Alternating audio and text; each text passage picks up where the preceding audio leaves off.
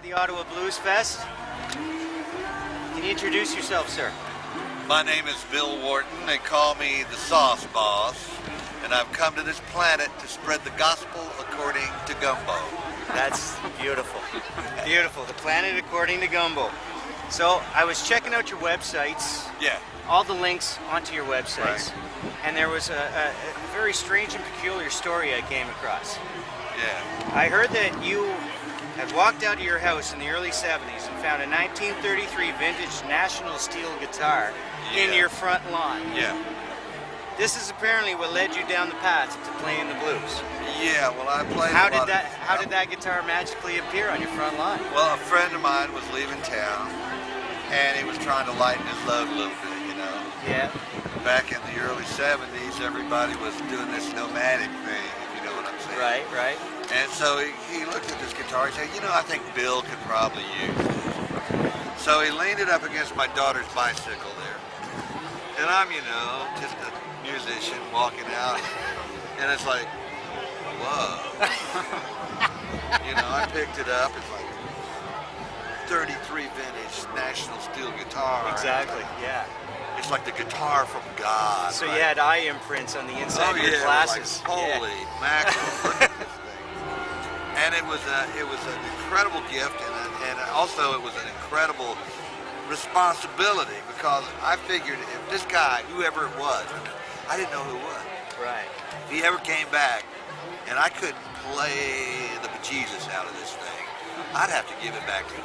Oh yeah. And that's the last thing I wanted to do. No. So, yeah, but I mean, there was more to it, because, you know, that old National, late at night, when everything's died down, you know, and you can just put the slide on it and wail a little bit. Yeah. It's like a Les Paul through a Marshall, only quiet. You know what I'm saying? Right. It's really, really an incredible tone. You still have it? Oh yes, Yeah. it's on all my albums. Yeah. And you know, I don't carry it around with me because it's a little bit hard to hear with a band, you know. Okay, all right. But I love playing it still. Now that's a good segue. Speaking of your albums, there's a connection between you and Jimmy Buffett. Oh. And he recorded "Let the Big Dog Eat" and "Great Big Fanny" Well, he recorded on Margaritaville Cafe. Well, and actually, Menu. that was us. Oh, it was you Yeah, guys. what it was a compilation album. Okay. And Jimmy did a couple tunes, and we did a couple of tunes. Right. And then he did this song. It's called "I Will Play for Gumbo," and he's got a verse about me in it. So I mean, it's been a crazy thing. I mean, I played at his clubs for decades, you know, and he's come to see us. What inspired you to incorporate making gumbo into your stage shows and then donating all the proceeds to a local food bank in every town that you're in? Well, we do a thing where we have a pot, a gumbo pot at our shows. Right. And people put money in that, and that's what we donate.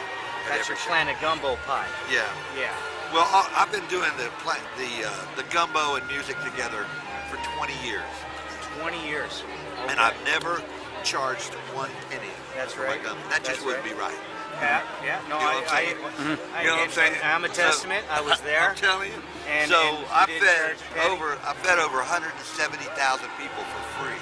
That's amazing. And all this time I'm thinking to myself, you know, there's got to be some way, because I get so much energy from all these people in all these places, to put a little bit of it back into the community. Absolutely. So what we did is we discovered Planet Gumbo. It's a really cool place to dwell. What I do in this lifetime is a drop in the bucket. Yeah. But I know what drop is going into what bucket. Exactly. And so, you know, if I can just be an example, we all can do something for our neighbors. Yes. My number one love Next year what? is love itself. Okay. And it's all the same. Whether I'm cooking food or playing music or talking to you, the deal is we've got to get the word love out. one another and have a good connection with each other and try to communicate. Yeah. No matter what level you're on, because that's what's going to make a difference. You know, that's what's going to make a difference. If we can all connect Yeah. and be aware of each other. Yeah. You know? Yeah. You know? I understand that. Yeah. 100%. Yeah. You got it going on. Well, thank you. I got one more question Yes, for sir. you. I know you love Florida and you love eating in Florida and you Yeah. love playing in Florida. Can you tell? Well, I know you love eating. Where's your second favorite place to play and where's your second favorite place to eat? Well, I'll tell you what. The Ottawa Blues Festival is my favorite place to play. Why is that? Because, for one, I love Canada. I love the people of Canada. And this is such an incredible laid-back scene.